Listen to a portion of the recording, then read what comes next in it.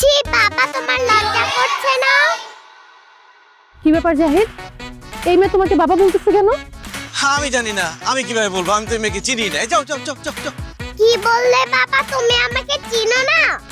ও হ্যাঁ, চিনতে পেরেছি। ও হচ্ছে আমার বড় ভাইয়ের মেয়ে। মানে আমি অনেক আদর করি তো, অনেক চকলেট দেই, অনেক আইসক্রিম দেই, এই জন্য আমাকে বাবা বলে ডাকে, আদর করে। যাও বাবা, ওইদিকে গিয়ে খেলো, আমরা একটু কথা বলছি। খবরদার বাবা, একদম মিথ্যা কথা বলবে না। আন্টি, আমি ওনার বড় ভাইয়ের মেয়ে না, আমি ওনারই মেয়ে।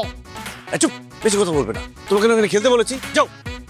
বিশ্বাস করো সোনিয়া, ও আমার মেয়ে না। আমি মিথ্যা কথা বলছি? দাঁড়াও, এখনই প্রমাণ দিচ্ছি। আন্টি, এই যে দেখো আমার আইডি কার্ড, এখানে আমার বাবার নাম লেখা আছে।